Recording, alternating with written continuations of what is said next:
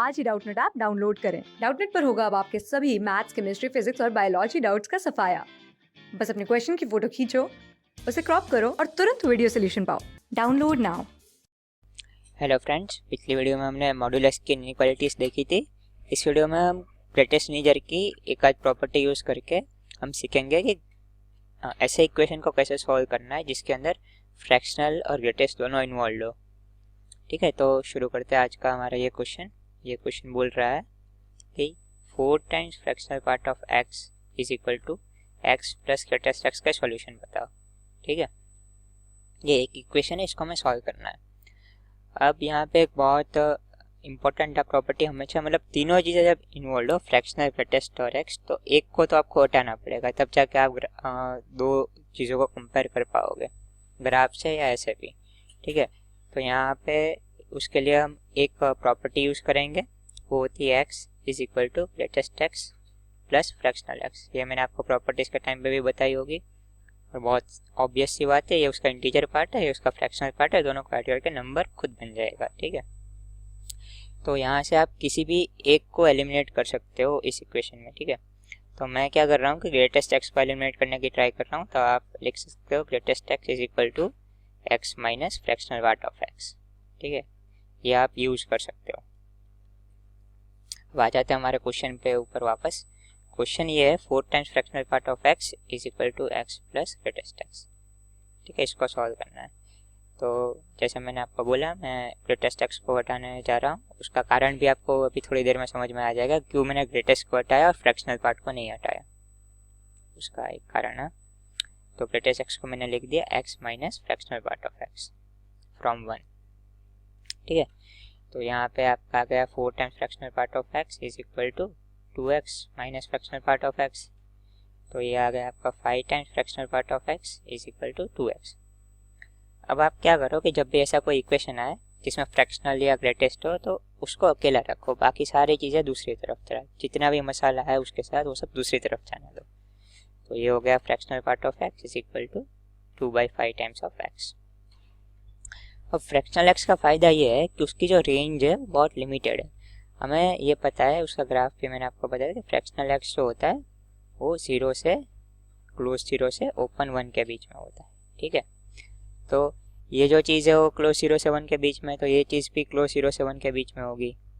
तो आप यहाँ से लिख सकते हो कि 2/5 टाइम्स ऑफ एक्स जो है वो क्लोज 0 से 1 के बीच में। दोनों तरफ आप 5/2 से मल्टीप्लाई कर दो तो आपको ये दिख जाएगा कि 0 x और 5/2। एक्स जो है हमारा सॉल्यूशन इस केस में वो 0 से 5/2 के बीच में। अब यहाँ से हमें आसानी से पता चल गया कि हमारा एक्स बहुत लिमिटेड रेंज में है, तो हम इसको केसेस लेके सॉल्व कर सकते हैं। क्योंकि जो फ्रैक्शनल पार्ट ऑफ एक्स होता है उसका ग्राफ मैंने आपको बताया था, यहाँ पे फिर से बता देता हूँ। तो कुछ इस तरह से दिखता है फ्रैक्शनल एक्स का ग्राफ, ये फ्रैक्शनल एक्स का ग्राफ है। ठीक है, तो आप एक बात नोटिस करो, ये जो सारी स्ट्रेट लाइन है इसकी इक्वेशन हमें पता है। 0 से 1 में जो फ्रैक्शनल एक्स होता है वो एक्स होता है, 1 से 2 में जो फ्रैक्शनल एक्स होता है वो एक्स माइनस 1 होता है। ठीक है, क्योंकि फ्रैक्शनल एक्स की डेफिनेशन ही ऐसा है कि उसमें से वो इंटीजर पार्ट निकाल दो, जो चीज़ बचती है वो फ्रैक्शनल एक्स है। यहाँ से जो आगे की लाइन होगी उसमें होगा ये एक्स माइनस 2, ये जो लाइन है ये है एक्स माइनस -1। उसके जस्ट पहले के इंटीजर को आप सब्ट्रैक्ट कर दो तो उस फ्रैक्शनल एक्स उस तरह से खुलता है। ठीक है, तो फ्रैक्शनल एक्स अलग अलग इंटीग्रल इंटरवल्स में पता है। 0 से 1 में फ्रैक्शनल एक्स क्या होता है ये पता है, 1 से 2 में पता है, तो हम इस तरह से केस ले सकते हैं। तो हमारा एक्स जो है वो 0 से 5/2 में है, तो हम 3 केस ले लेंगे। तो केस 1 है हमारा वो सीधी से आया है एक्स जब हमारा 0 से 1 के बीच में है। ठीक है, एक्स 0 से 1 के बीच में है, 1 ओपन रखना। तो हमारा क्वेश्चन है fractional x is equal to 2/5 times of x. ठीक है, तो फ्रैक्शनल एक्स हो जाएगा, यहाँ से आप देख सकते हो इस ग्राफ से आपको पता ही होगा वो एक्स होता है। तो इसको यूज़ करके x is equal to 2/5 times of x, तो यहाँ से आपका आ जाएगा x minus 2/5 times of x is equal to 0। तो यहाँ से जो आया वो आपका आ गया 3/5 times of x is equal to 0।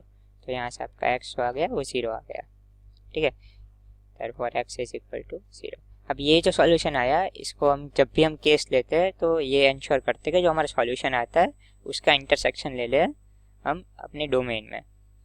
तो आप चेक कर लो x इज इक्वल टू 0 इस डोमेन में लाई कर रहा है, तो कहाँ लाई कर रहा है, तो फिर इसका जो फाइनल सॉल्यूशन आ गया, therefore x is equal to 0, ये एक एक्सेप्टेड सॉल्यूशन है। ठीक है, यहाँ से ये एक सॉल्यूशन आ गया। अब हम आगे चलते हैं।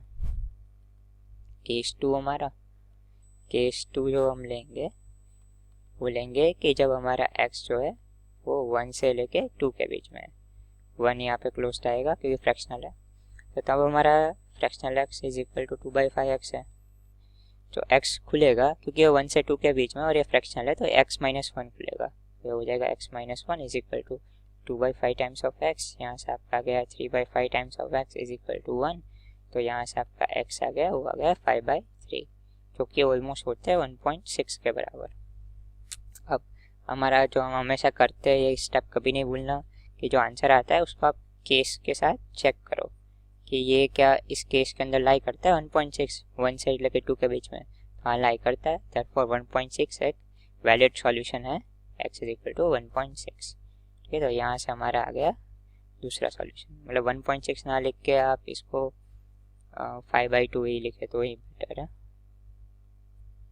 5/3। तो ये आपका दूसरा सॉल्यूशन।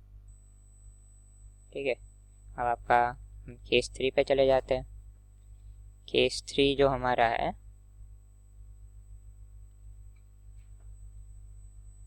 केस 3 वो है जब x हमारा 2 से लेके 5/2 के बीच में, 5/2 यानी 2.5। ठीक है, तो उस केस में ये क्वेश्चन है fractional x is equal to 2/5 times of x, तो ये फ्रैक्शनल x खुलेगा हमारा x माइनस 2। आपको पता ही है कि जस्ट पहले का इंटीजर सब्ट्रैक्ट करके फ्रैक्शनल x खुलता है, और is equal to 2/5 times of x, तो यहाँ से आपका आ जाएगा x minus 2/5 times of x is equal to 2, तो यहाँ से आपका आ गया 3/5 times of x is equal to 2, तो यहाँ से आपका x की वैल्यू जो आ गई वो 10.3 आ गई। ठीक है, जो कि ऑलमोस्ट इक्वल होती है 3.33 के आसपास। ठीक है, आप चेक करो कि ये जो आपका सॉल्यूशन आया ये क्या इसको करस्पॉन्ड करता है। 3.3 मेरे केस के अंदर है, 2 से लेके 5.2 में तो बिल्कुल नहीं है। तो ये जो x इज इक्वल टू 10.3 है, ये हमारा वैलिड सॉल्यूशन नहीं है, तो इसको हम काउंट नहीं करेंगे। तो फाइनल सॉल्यूशन जो अब हम लिखते हैं तो कैसे लिखते हैं ये आपको पता ही है, फिर भी बता देता हूँ। तो फाइनल सॉल्यूशन हम जब केस लेके लिखते हैं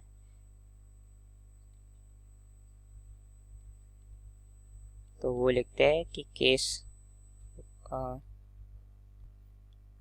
1 का जो सॉल्यूशन है उसका यूनियन लेते हैं केस 2 के सॉल्यूशन से, और उसका यूनियन लेते हैं केस 3 के सॉल्यूशन से। ठीक है, तो केस 1 से जो सॉल्यूशन आया वो आया हमारा एक सिंगलटन सेट आया था, क्या आया था वो 0। ठीक है, और केस 2 से हमारा जो सॉल्यूशन आया था वो आया था 5/3, और केस 3 से हमारा कोई सॉल्यूशन नहीं आया, तो फाइनल जो सॉल्यूशन हो गया वो 0,5/3 हो गया। दो एलिमेंट होगा हमारा सॉल्यूशन में। ठीक है फ्रेंड्स, तो यहाँ पे हम फंक्शंस ख़त्म कर रहे हैं। थैंक यू फ्रेंड्स, होपफुली आपको पूरा फंक्शन समझ में आ गया होगा। Thank you. क्लास 6 से 12 से लेके नीट, IIT, JEE मेंस और एडवांस के लेवल तक 10 मिलियन से ज्यादा स्टूडेंट्स का भरोसा। आज ही डाउनलोड करें डाउटनेट ऐप या व्हाट्सएप कीजिए अपने डाउट्स 8400 400 400 पर।